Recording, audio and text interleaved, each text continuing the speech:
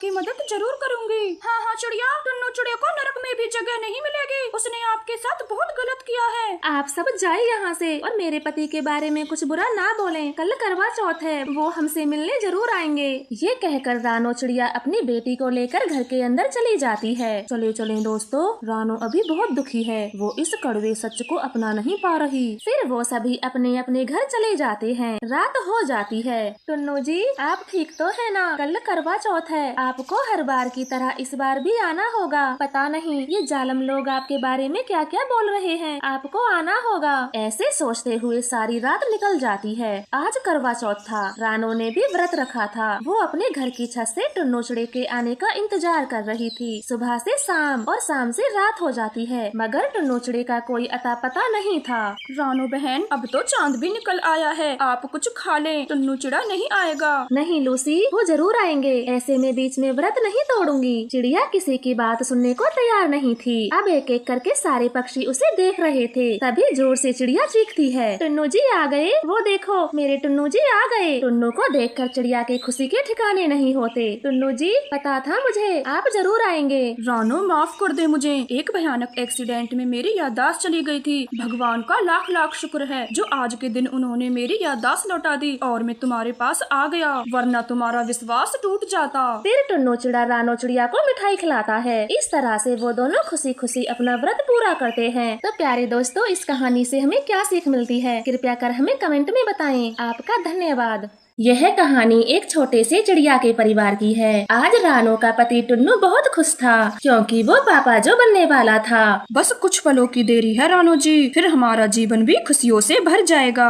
हाँ टुन्नू जी, आज हमारा परिवार खुशियों से भर जाएगा, क्योंकि हमारा परिवार पूरा जो होने वाला है। वो दोनों ऐसे बातें कर रहे थे, तभी रानो चिड़िया को दर्द होने लगता है और टुन्नू तुरंत ही बुलबुल डॉक्टर के पास जाता है। बुलबुल वैद्य जी, जल्दी चलें, मेरी पत्नी रानो के पेट में दर्द हो रहा है। बुलबुल जल्दी से रानो के पास आती है। टुन्नू तो घबरा गया था। कबूतर उसे समझाता है, जो कि उनके साथ आया था। टुन्नू यार, कुछ गलत नहीं होगा, भगवान की कृपा से सब अच्छा ही होगा। चल अब ये चने खा ले, तूने सुबह से कुछ नहीं खाया। फिर वह दोनों बुलबुल डॉक्टर का इंतजार करते हैं। कुछ देर बाद बुलबुल एक अंडा लेकर आती है। बड़े दुख की बात है, अब आपकी पत्नी इस दुनिया से जा चुकी है। आपको इस अंडे का ध्यान बहुत अच्छे से रखना होगा, जरा सी भी लापरवाही नहीं होनी चाहिए। टुन्नू चिड़ा तो वहीं फूट फूट कर रोने लगता है। उसका दोस्त कबूतर उसे हिम्मत देते हुए घर लाता है। टुन्नू दोस्त, संभाल अपने आप को और इस बच्चे की खुशियों के बारे में सोच, जो अभी अंडे से भी बाहर नहीं निकला। कबूतर दोस्त, तू तो मेरा सच्चा दोस्त है, अब तू ही बता मैं क्या करूं।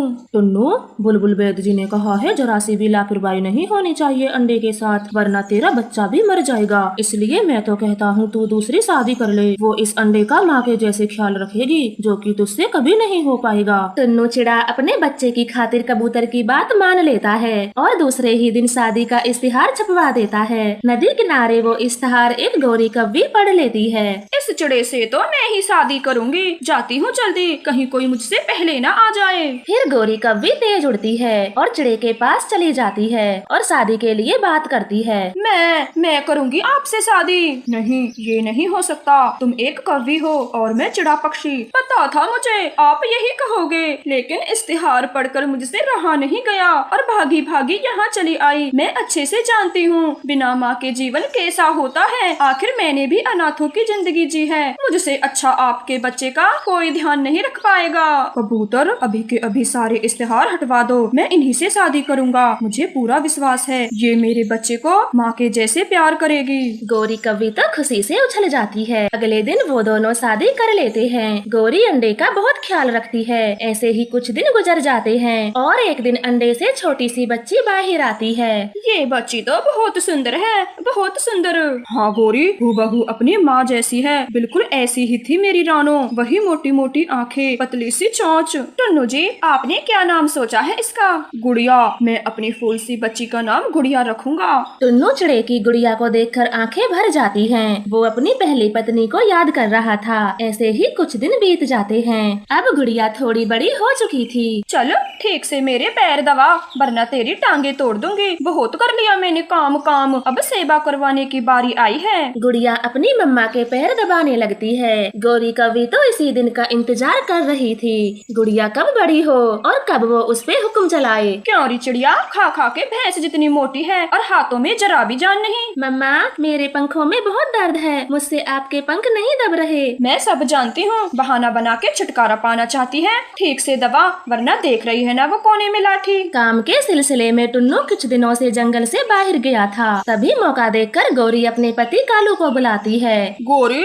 मुझे तो तुम भूल ही गई थी, कहीं टुन्नू और उसकी पत्नी से तुम्हें प्यार तो नहीं हो गया? ओए कालू, मैं कुछ नहीं भूली, बस मौके का इंतजार कर रही थी और आज वो मौका आ गया है। टुन्नू काम के सिले से घर से बाहर गया हुआ है, तो तुम उसकी बेटी को कहीं ठिकाने लगा दो, फिर मैं टुन्नू की सारी जायदाद अपने नाम करा लूंगी। गौरी तुम चिंता मत करो, उसे तो मैं ऐसे इलाके में छोड़ के आऊंगा जहाँ से वो कभी वापस न आने पाए। वैसे तुमने सही बकरा फांसा है, मैंने सुना है टुन्नू के दो घर हैं, एक जंगल में और एक जंगल के बाहर। रात हो जाती है, कालू कौवा गुड़िया को एक बोरे में बंद करके घने जंगल में उड़ जाता है। वो बहुत दूर उसे फेंक आता है। बचाओ मुझे, कोई बचाओ, बचाओ कोई मुझे। इतनी रात को कौन है जो मदद के लिए पुकार रहा है? वो बूढ़ी दादी सब जगह देखती है, किंतु कोई भी उसे नहीं दिखता, बस आवाजें सुनी जा रही थी। आवाज यहाँ से आ रही है, पर कौन है जो मुझे दिखाई नहीं दे रहा? वो बूढ़ी पक्षी ध्यान लगाते हुए बोरे को सुनती है और गुड़िया को बोरे से बाहर करती है।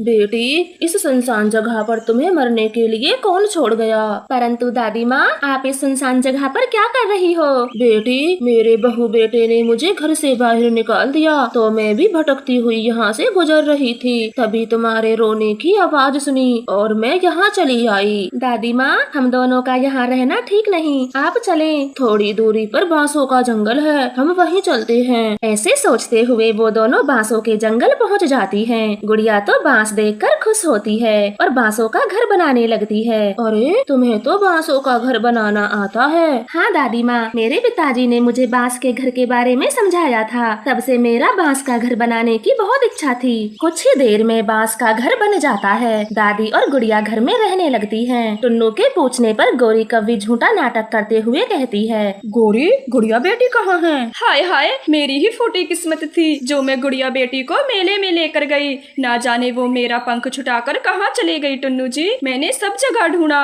टुन्नू गौरी की बात पर विश्वास कर लेता है और हर जगह अपनी बेटी को ढूंढने लगता है। ऐसे ही महीने बीत गए थे। एक दिन गौरी और कालू को बात करते हुए टुन्नू चिड़ा देख लेता है, जो कि गुड़िया के बारे में बतला रहे थे। जालिमो, तुमने मेरी बेटी को मार दिया, मैं तुम दोनों को छोड़ूंगा नहीं। ऐसे बोलकर टुन्नू पुलिस को बुलाकर दोनों को जेल में बंद करवा देता है। उसे उम्मीद थी और वो गुड़िया को ढूंढने निकल जाता है। बेटी गुड़िया, तुम कहाँ हो? पापा आपको ढूंढने आए हैं, कहाँ हो मेरी बेटी? ऐसे टुन्नू चिड़ा हर जगह खोजता है और गुड़िया अपने पिता की आवाज सुन लेती है। पापा